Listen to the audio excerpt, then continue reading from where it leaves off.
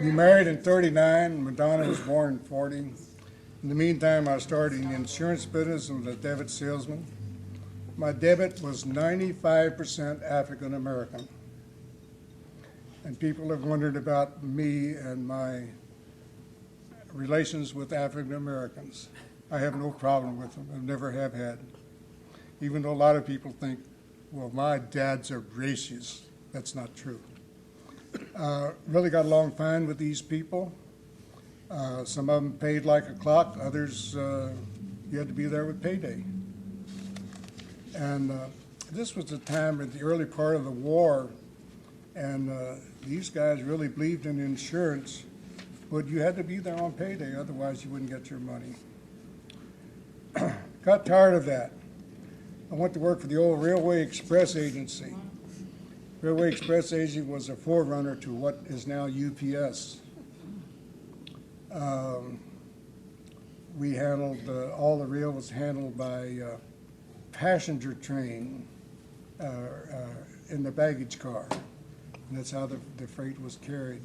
But it was express, what was considered express mail at that time.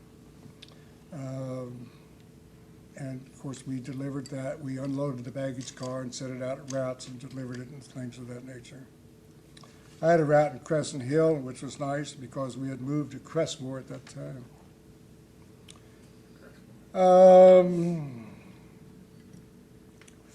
So I could go home for lunch and so forth and so on. During the war years, things weren't, there's not a whole lot of things you can do because of rationing. We had gas rationing, sugar rationing, meat rationing, what have you.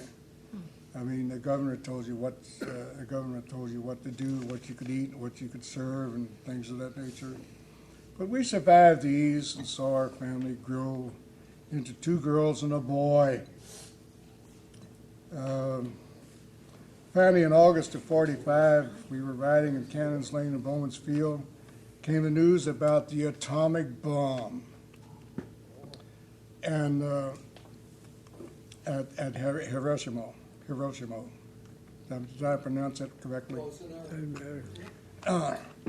And all the news said, well, the war was over.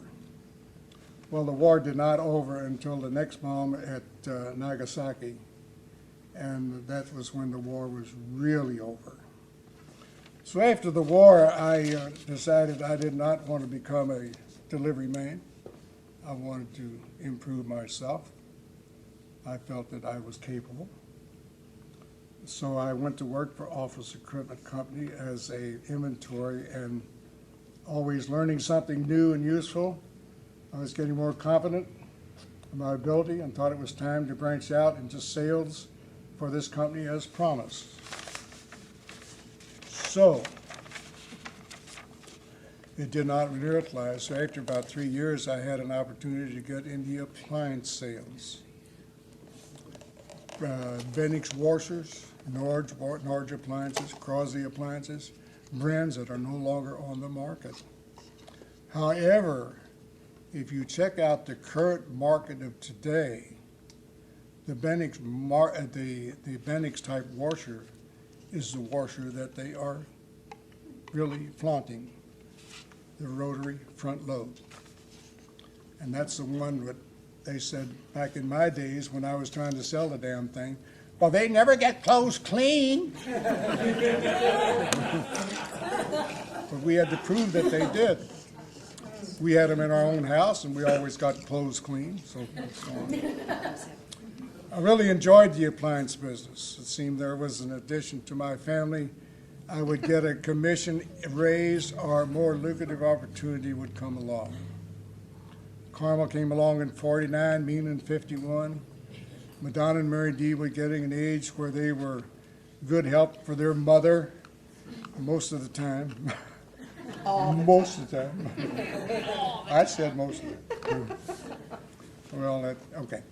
So, yeah, keep it clean. I wasn't there all the time, Mary Dee. Okay. Never will forget the fights Madonna and Mary Dee would get into when we had a dishwasher. Now, back in those days, it was very rare you had a dishwasher in a household, but I had remodeled our kitchen and right after the war, and Youngstown had a dishwasher offer in their kitchen. So we had to put a dishwasher in. Well, the fights we had that Mary Dee and Madonna would have, it's your turn to fill the dishwasher. It's my turn. No, I did it last night. But anyhow, finally the dishwasher died and the washer was never fixed. I think about the hours I spent in all my childhood at various times playing games and showers in the backyard and lots of summer, as you saw in the video today. These were years of enjoyment with me. I enjoyed the moments with my kids in the backyard playing, giving them a lot of time. And I think they remember that. It was times that was well spent as far as I was concerned, and so on and so on. So I would say that parents spend a lot of time with your kids.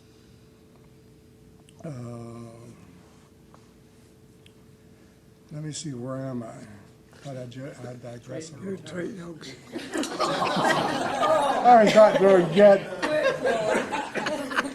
Carmen Amina played basketball at Holy Spirit grade school and SHA high school.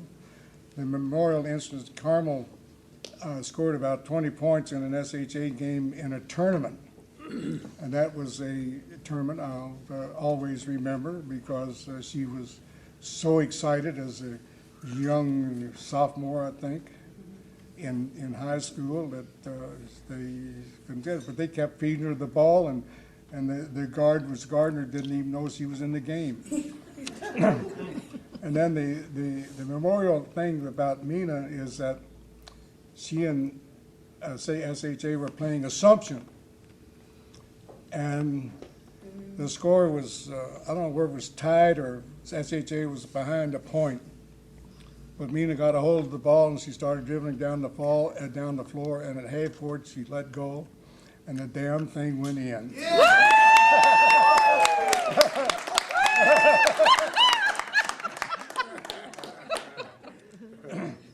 Well, Carmel and I both were at that game. Do you remember that? We thought our daughter and sister were going to get killed because she was just smothered with whatever. But anyhow, that was really an exciting moment in my life with my children and my girls. Don Marion went to the seminary after the 8th grade. He went to the Passion Slaughter in Warrenton, Missouri.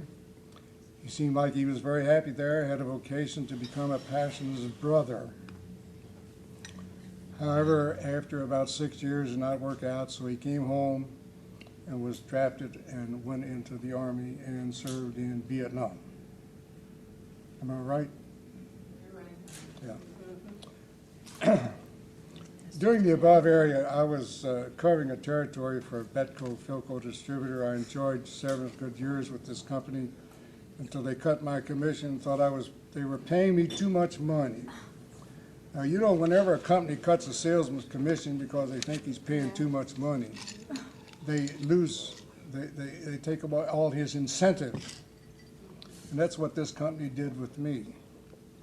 They said, well, we can't pay you that much. I says, well, not as long as I produce. They were only paying me 0.75%, and I was making pretty damn good money in those days. And so I said, sorry, I'm done. I don't have to live that way. I don't have to accept this, and I did not accept this.